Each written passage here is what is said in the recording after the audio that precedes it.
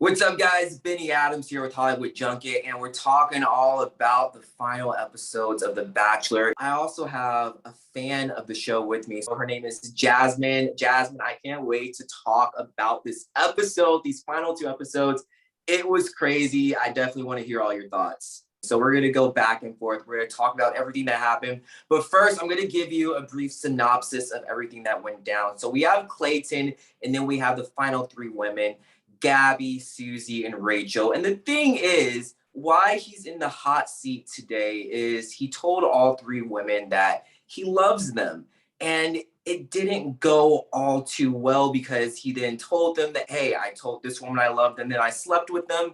So all the women weren't too happy about that. Long story short, he decides to tell Rachel and Gabby that they're not the ones, and he decides to propose to the remaining girl. She says no, and it's all over the place. Then we have the final rose, and we find out that they're back together. And so we're just gonna all talk about it. And what did you think about this whole craziness that happened?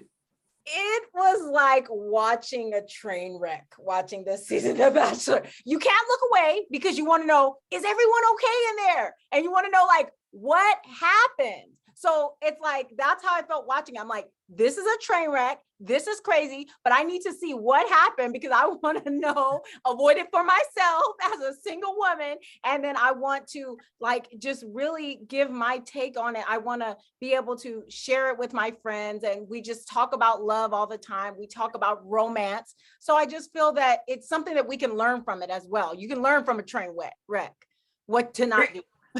That's very true. You know, I didn't think about that. You can't learn from a train wreck. I honestly felt like I was watching a soap opera.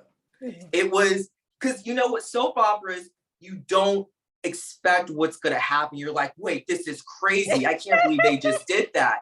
And that's exactly what happened. You know, he tells, you know, the one girl that, hey, I don't appreciate how you're coming at me. I'm going to send you home. He wants to bring the other two with them. I'm really here for you. I want this to work. Invites them to meet his parents. And then, you know, I have a change of heart. Like, I miss her. Like, I want her back. Woo. And he brings her back. Then, after getting these two women to trust him again on national TV, he tells them together, not separately, in like an intimate, you know, setting, says, hey, I don't think this is gonna work out. You know, it was insane. And so this brings me to my first question. Do you think because a lot of people are saying this, do you think he's the worst Bachelor in, you know, all of Bachelor history?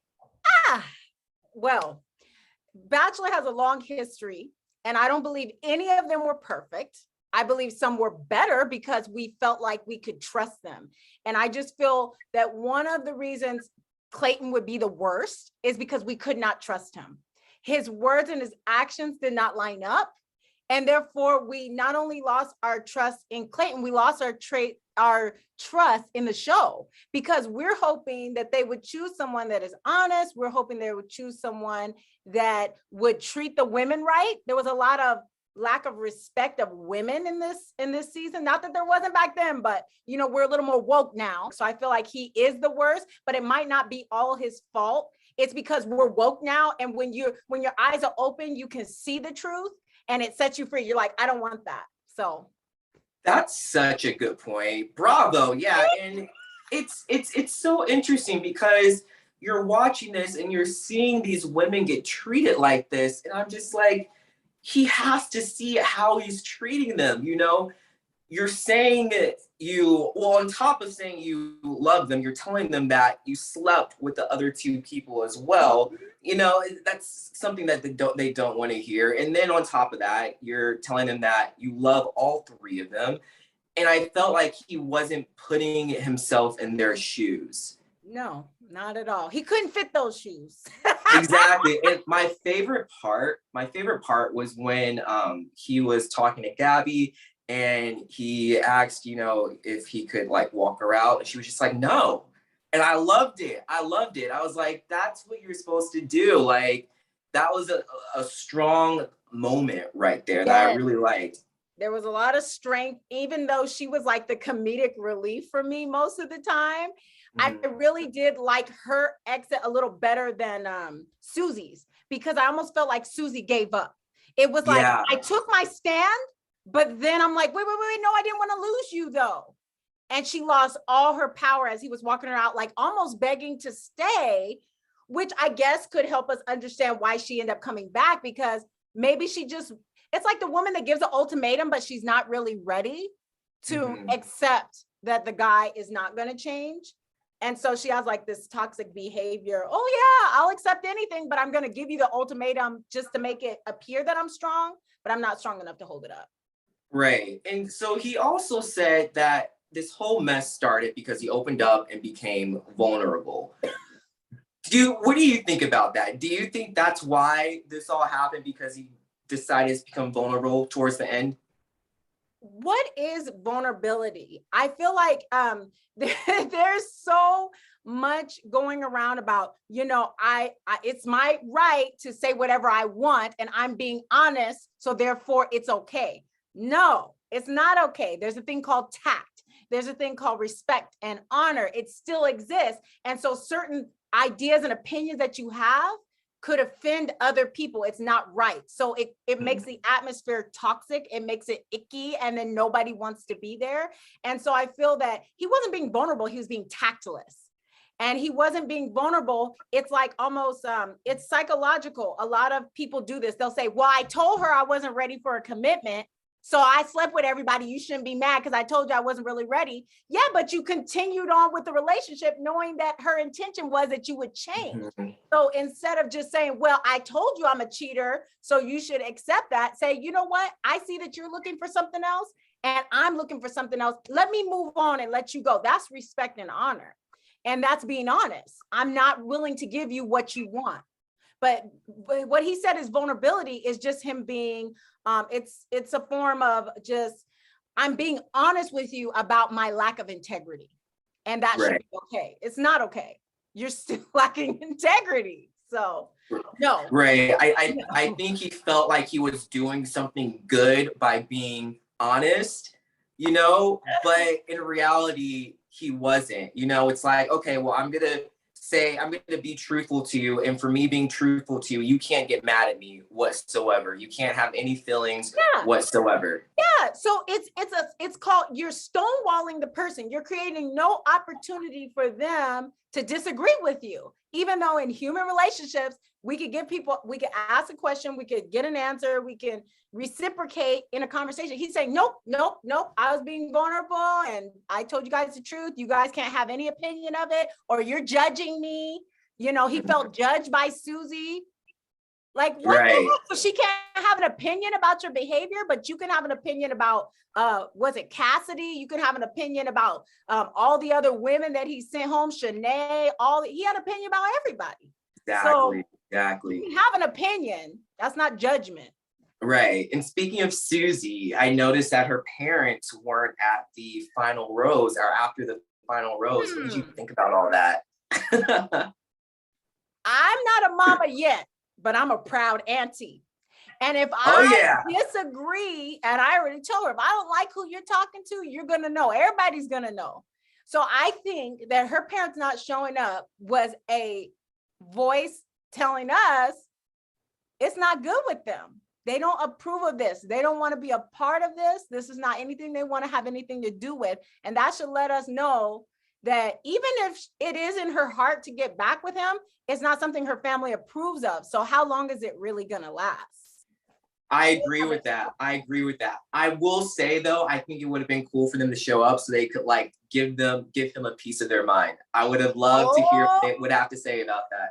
Yes, I really liked how, oh my gosh, I really liked how the parents are giving their view. So then the man has to face the parents, because I feel like that's something in society we do not get too often. It's like people break up with you in a text. They don't have to face your parents. They just tell you. So if they have to look your dad in the eye and say, I slept with your daughter in the fantasy suite, told her I loved her, and then I didn't give her the final rose.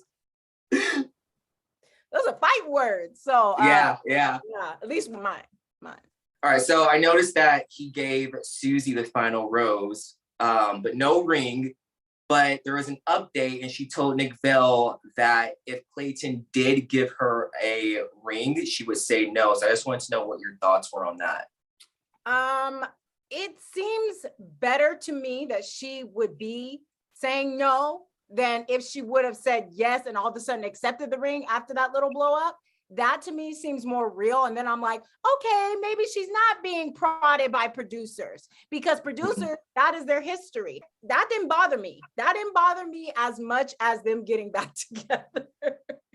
And I really like that you brought that up, a sense of reality, because that is true. You know, while we all do love this show, we do have to remember these people are falling in love with each other in the span of, what is it, weeks, a couple months. You know, so I do like that fact, that reality check fact that, you know, hey, I do see potential here and I do want to continue this journey with you, but maybe not as a fiance type of deal. And so I appreciated that. I want to go back to the three women. Do you think that Clayton just wanted to finish the show? You know, I'm hearing a lot of people, I'm seeing a lot of people on Twitter saying that he just wanted to go on with the show. He didn't want it to end with Susie leaving. And what did you think? I knew from the get-go, because I got the radar. Who was Clayton's type and who was nice, but producers picked that person. And I knew from the get-go, Susie was his type. So when Susie left, I was like, now I kind of felt Rachel would be the next best, even though I loved Gabby's personality. I felt like he was most attracted to Rachel throughout. What I felt like is I would answer, yes, he did want to finish the show, but he's contracted to finish the show. I mean, if I could just respect anything that he did, is I respect him finishing the show. If he would have went home, it would have just been embarrassing. It would have been embarrassing to the women. It would have been a complete letdown. So it does show that he has some sort of backbone, that he's going to finish what he started. But then again, we have people's hearts in his hand. And now they're like, wait a minute. So you just finished the show?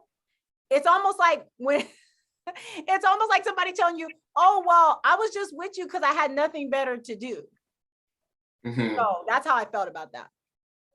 And yeah, it's so interesting you bring that up, because a couple seasons ago on The Bachelorette, I'm forgetting her name, but she quit the show because she thought she found, remember that?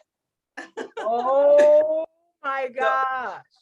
And so that when you said that made me remember that. So, you know what, that's good that he actually did follow through with it and, you know, gave the fans what they wanted, I guess. It's that hard thing. Yeah, it's a balance, because when you're in that seat, you're not just looking for your love, but you're also looking to please other people, I think. So I think this is the tug of war, and everybody's going to experience this. When you bring somebody home, you want to please your parents. So he's almost bringing his love to the world, saying, oh, I hope this pleases you. I hope, you know, this pleases you a little bit. And it's like, that's a lot of people to try to please. So unfortunately, we all got let down because we were just like, this is not the love story we wanted. Maybe you should have just ended it. Maybe. But he didn't end it, and he was fighting hard, and he was fighting hard for Rachel, and he even said that, you know, he wanted them to fight for their love, and he wanted to go to the end with her. How do you think Susie felt while watching that? I think Susie knew when any woman gives a man an ultimatum, she must feel some sort of power seat. But I know that when she saw that, she's like, oh, whoa. She had a moment. She's like, oh, okay. So I think she had a sense of confidence. But yeah, it's a little bit of shock, like, what? But again, to me, his words never match up with his actions to begin with. So when he's telling Rachel that, I'm like, I want to see it. show me the money, show me the result. I want to see the result because I don't believe you. Well, and speaking of actions, he also said you want someone that will fight for him. Rachel was clearly fighting for the man, especially towards the end, even when he was sending her home. And so he then went with the woman who initially didn't want anything to do with him after she found out what he did. So I just wanted to know what your thoughts were on that, because that's pretty crazy to me. This is somebody that really genuinely wanted to be with him. She wasn't talking about anything else. She wasn't trying to compete with the other girls. She wasn't trying to sabotage them. Come on. She was really just trying to fight for him. So for him to say something, again, he's speaking what she wants to hear, but he's not doing anything. So I think he lacks integrity. Right. He's not honest. He's not honest with himself first and then with others second. So if he's not honest with it, he wanted who he was most attracted to. Facts. And so we've seen in past Bachelor seasons, like you said earlier, people make mistakes, they're human beings. Yeah. And with this season, Clayton really didn't have that much help from former Bachelors. And then the host this season, he's a brand new host. Do you think that played a factor in his decision-making when it came to his season? I think wisdom comes with a large council. So yes, I do think by him talking to other Bachelors, he maybe could have avoided those pitfalls. And it kind of, to me, seems like, was that not available? Couldn't he have asked producers to connect? Why didn't he do that? Is he prideful to think, I got this? So I want to know why. And then I also know there's safety in a multitude of wisdom. So I believe that him not seeking wisdom definitely was to his downfall. And Jesse really couldn't have helped him, because I did watch a lot of highlights and a lot of that season, and that dude couldn't even get a girl's name right. He gave the rose to the wrong girl. So how did he go help? No. Well, and this is my thing though. I personally don't feel I feel like the decisions that you make on this show should come firsthand to you. Meaning you should know that you don't need someone's advice to tell you, hey, don't say I love you to 3 women. You should know off the top of your head, don't say that. Right. You're not committed to doing the actions that your words mean. You're not committed to your words. That is some people's MO. That is their character. And unfortunately, he probably told the Bachelor producers all the right things as well to get on the show. And then we see it was a hot mess. That's true. So we find out that Rachel and Gabby are the next Bachelorettes, and they're going to be doing it at the same time, which has never been done before. I'm very excited for them. I'm excited. How do you think they're going to do this? I don't know how they're going to do it, but I have an idea in my mind that they do have to separate the contestants who are there for Gabby and who are there for her, because if not, that's just then it's well, what if she wanted to choose him? And then it's now we're going to get the friendship class. They were so buddy. Yeah. But if you start liking the same guy, I had personal experience. If you start liking the same guy, all of a sudden you ain't got that friend no more. So I just think it would be better to have separate contestants, and then it would help with camaraderie in the house, because then now you're not all fighting for the same person. They're on team, Gabby. So because they're on team Gabby, they're not worried about competing with you. They could be your friend. There could be more team effort, because I feel like, especially with this season with Clayton, there was a lot less team effort. It was every girl for herself, get them. It was just oh my gosh. And it was very few of that, hey, I want to make this a good experience. I feel like everybody had to watch their back, because somebody's going to try to go lie to Clayton about you and tell them that you ain't ready to be married and tell them something about you. And it was just wow. Yeah. In that house. I love the idea. I'm gonna add a little bit more to that. I think what should happen was I like the team Gabby and the team Rachel. And you have, a different two groups of guys. And then down the road, these guys should be able to, like, so say, a guy has feelings for Gabby. And then, but Gabby's not really feeling that guy. He should be able to have a chance to go to Rachel if Rachel is feeling him. Vice versa. I think that would be pretty interesting. You know what? I agree with you. It'll be interesting. And I think that you do have to give people freedom. I think one of the things I learned, I believe it was, what was her name? But there was one girl that got eliminated this season that was on the first day. She was like, I don't like Clayton. He is not my type. He's America's sweetheart. And that is not for me. I need to do with a little more edge. Well, I like that she did that. She was being herself. And I think some people are going to meet either Gabby or some people are going to meet Rachel in person, and they're just not going to like it. They want to like the other one. So yeah, I agree. So with Rachel, do you think her parents should have gave Clayton a piece of their mind, since he put her through a lot? I think when you're on TV, you got to be careful what you say. True. Because they might have a family business. They need to just watch what they say. So, and I think Rachel said her piece. She spoke up for herself and she told him how she felt. And I think that was good enough.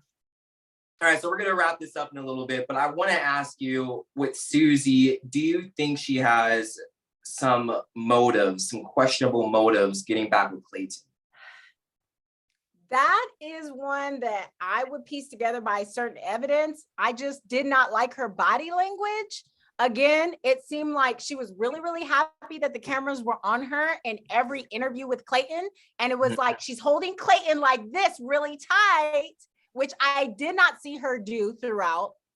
And then you see Clayton looking like he is a cat that has been taken by a kid by the neck. That's what he looked like. He didn't, and then he's like forcing that smile. So we didn't get that nice grin that he got when he saw all those girls come out the limo. We didn't get this. We got, yeah.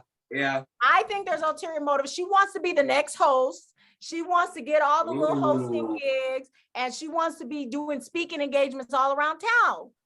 Okay, that's what I think. Instagram. Hey, we'll have to wait and see. That'll be very interesting if that's true. So it's speaking of Susie and Clayton, the $1 million question, are you rooting for them? I am rooting for love, true love, and therefore I cannot root for fake love, and I cannot root for gaslighting. I cannot root for womanizing, and I cannot root for the mistreatment of women. So no, I'm not necessarily rooting for them per se, but I'm not rooting against them. I think that truth is really important. I think honesty is really important for the audience. And I've known that some other bachelors have had kids, they've gotten married. They just seem to be a little bit more honest about their feelings, or they broke up. I just don't feel the honesty. I don't like the body language. And therefore, when somebody tells me it didn't work, I'm gonna be like, I told you so. Oh, I know. We've seen a lot of that in the past with, the relationships not working out. So we'll just have to wait and see. But thank you so much for coming on and talking with me. For everyone watching, do you want to give your social media out where they can follow you? Oh yeah, of course. At Jasmine Cowan on Instagram, Facebook, all of that. I just love. So it was really wonderful to talk to you today and kind of dissect this, because I had a lot of trauma. So I feel like I'm coming out of that trauma. This was like my healing therapy. So right. Thank you. Well, again, thank you, Jasmine, so much. And thank you guys for watching another episode of Hollywood Junket. I'll see you guys later. You can follow me on all social media at Benny J. Adams. Take care.